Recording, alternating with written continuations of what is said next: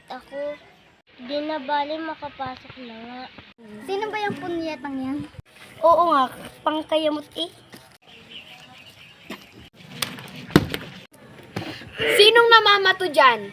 Ma'am, sila po. Itong dalawa? Ma'am, it's not me. Na nga ang late, ikaw pa ang mga abuso ha? Ma'am, sila naman po talaga eh. Umupo ka na. Humanda sa akin yung babaeng yan. Huwag natin palalampasin to. Ano bang ginagawa niyo sa akin?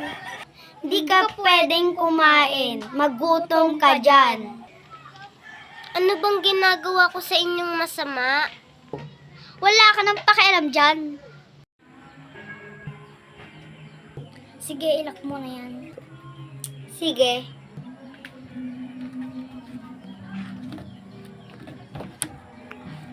Tama lang yan sa kanya. Tara na, iwanan na natin.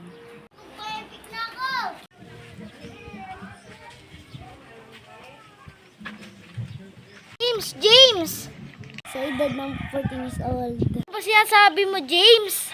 Ako ba tinatawag mo? Oo, may sasabihin lang ako. Ano yun? Hindi kasama ng dalawang babae si Mia. Ah? Oo nga, nasan kayo? Hindi ba nag-CR silang tatlo? Oo nga, no? Okay, class, uwian na. Tingnan natin kung hindi siya mabulok sa CR. Black na lang sa kanya. Nagtataka talaga ako nasan si Mia. Sa tingin ko, yung dalawang babae ang may kasalanan. Sabihin na lang natin kay Ma'am bukas. Sige.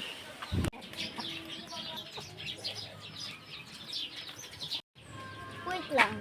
What if di siya makalabas doon? Tama lang yun sa kanya. Tayo lang matalino.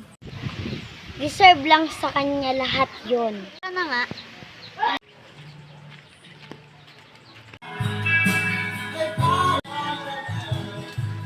Yana! Kamusta ang school? Ayos lang. Ito pala best friend ko. Sige, kumain ka na doon. Paano kaya nila ito ginawa sa akin? May mali ba akong nagawa?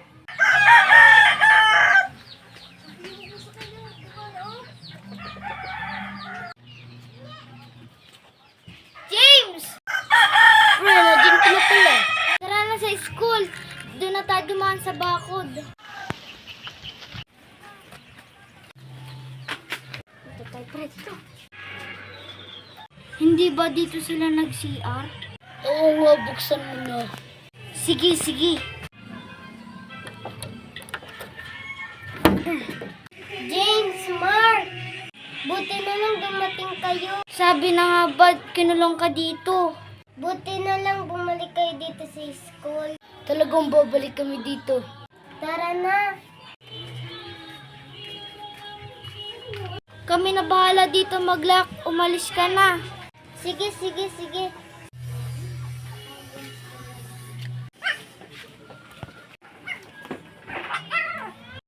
Ay, salamat, nakauwi na din.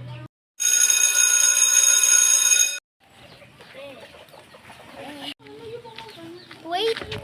Siguradong nasa CR pa rin siya. Oo nga, no? Tara na.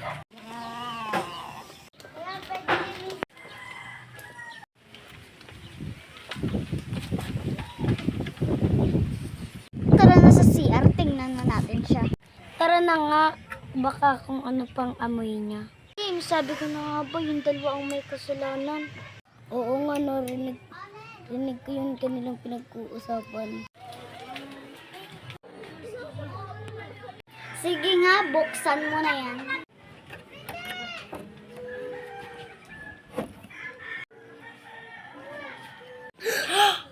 Saan ang babaeng yon? Oo nga, no? Sino kayang tumulong doon? Hindi na bale, abangan natin sa gate. Oo nga, alam kong papasok yun. Humanda sa atin ng babaeng yan. Naiinip na ako. Nasaan na ba siya? Yan ang ating hinihintay. Sugidin na natin siya. Kayo na naman? Ang kapal naman ng mukha mo. Sino nagligtas sa'yo? Wala ka na doon. Ah, ganun ha? Ba't nga naman ako sinaktan? Kulang pa yan.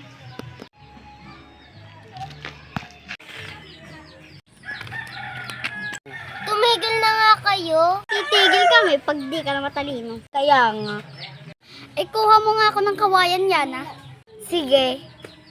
Anong gagawin niyo sa akin? Tama lang tong mangyayari sa'yo. Ito na, princess. Huwag.